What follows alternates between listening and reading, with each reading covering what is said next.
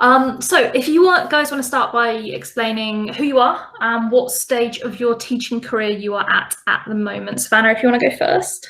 Sure. My name is Savannah Edwards. I am a trainee here in Northampton. I'm in my second placement school. My first one was at NSG. I had a great time. And then now I am with Kingsthorpe College. I'm just very excited to be here and excited to be teaching in such a weird time as well. It's very different. I'm Libby Tiernan. I'm also a trainee in Northamptonshire. My first placement was at Thomas Becket Catholic School, and then I'm also now at Kingsthorpe College. And I agree with Savannah. It is an interesting time to be training, but I feel like I'm equipped to face the world after this year of training. So, okay, thank you guys.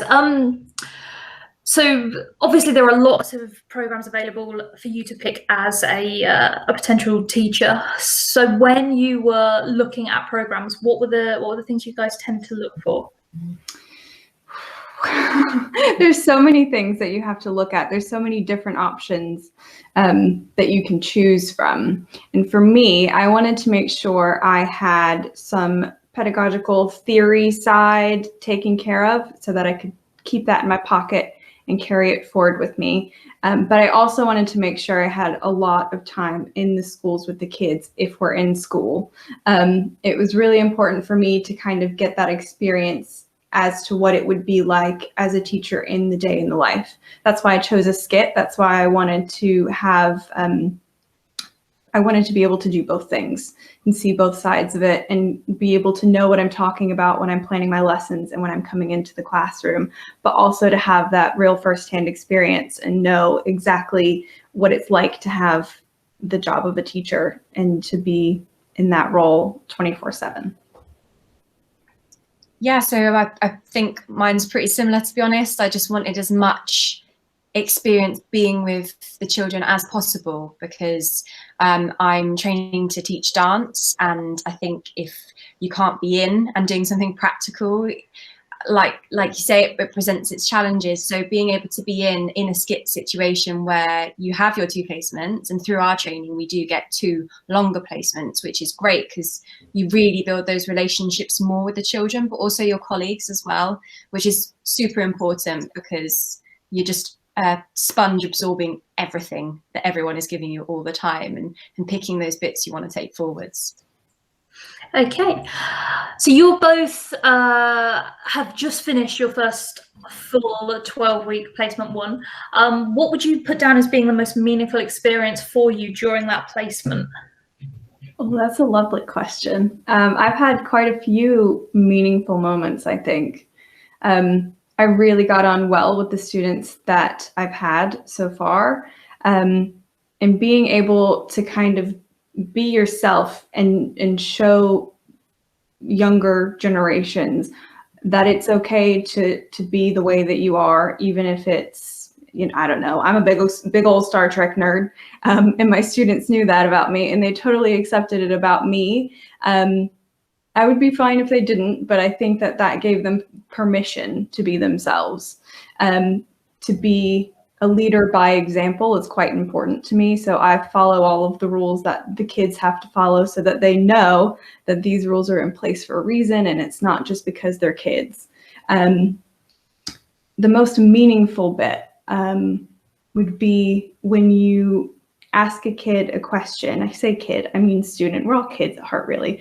When you ask a student a question and they're able to reference things that you've told them ages ago, they remember it. And that's so, so nice that you can see, even in such a small time of 12 weeks. In the grand scheme of things, 12 weeks isn't that long, but it felt meaningful and important in that they can absorb things that you've told them and kind of display it back to you. It's really, really a big thing about being a teacher in general. So I think my most meaningful experience in first placement was, Thomas Becket is obviously a mixed education school, so I was teaching boys and girls in mixed ability groups. I work mostly with Key Stage 3, and my Year 8 class that I took over my first class I ever taught, actually. The day of their assessment was a magical day.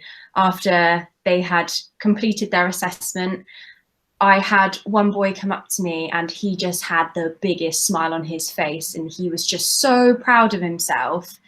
And seeing that feeling for him just made me feel really emotional, because I knew that things that I had taught him and helped him progress with had helped him to feel that way. And I think that was just a lovely moment for me.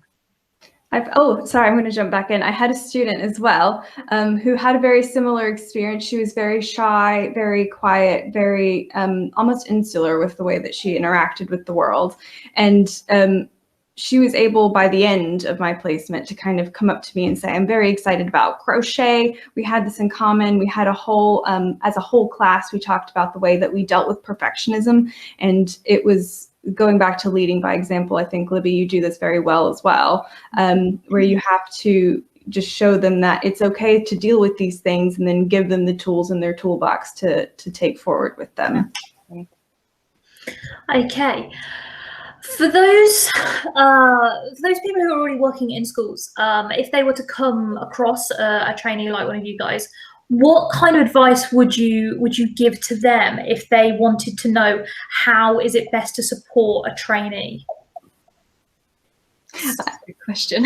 Yeah, it's very nice. And I think the things that have helped me the most are just people coming up and saying, how can I help you the best? And I think that's a good thing to carry with you. So if you want to help, the best thing that we as humans and trainees, I think, I don't want to speak for all of us, but for me, I like it when people just kind of show me the things that they like the most. I like people getting excited about things and sharing that with me.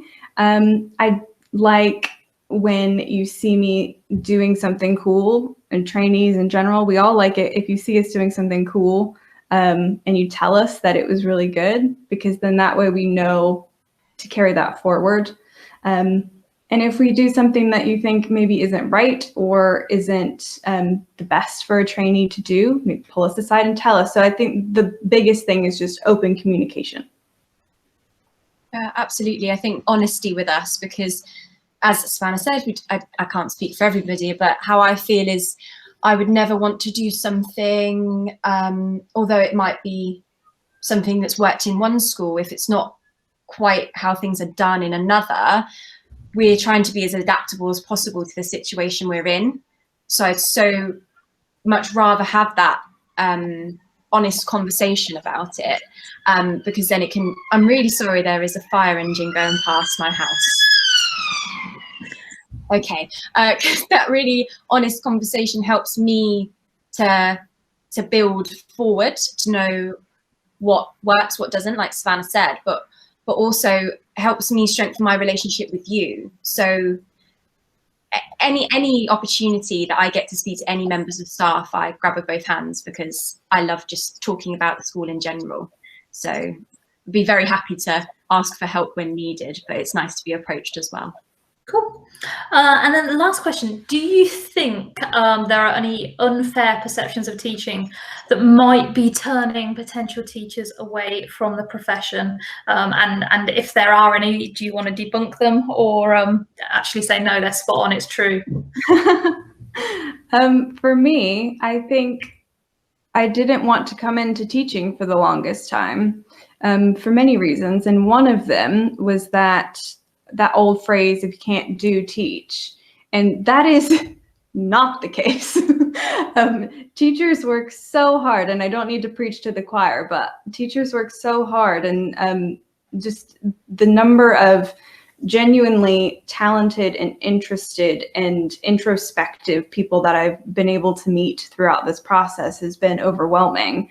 And that, I mean, it's annoying that I didn't do this sooner, but it is quite heartening to know that there are people like that, like this, in the world, who are hopefully bringing up the next generations to view teaching in a slightly different way. I think the idea that, and this might be because I'm coming from the States, is that the teachers don't get paid well. And I don't know if it's commiserate with the amount of effort that goes in, or what the situation is, but there you will make a livable wage as well. Especially coming from part-time work that I had previously, it's much more livable and much more doable as a teacher, and you get to do something fulfilling and interesting and meaningful as well. So those are two that I would like to debunk. I'm not sure what you have to say about that, Libby. I think I'd like to add to the first one, really. I just think that the perception of it kind of being a career you fall into if you're not sure what else to do, or maybe you're not particularly, I just think that's madness. I really do.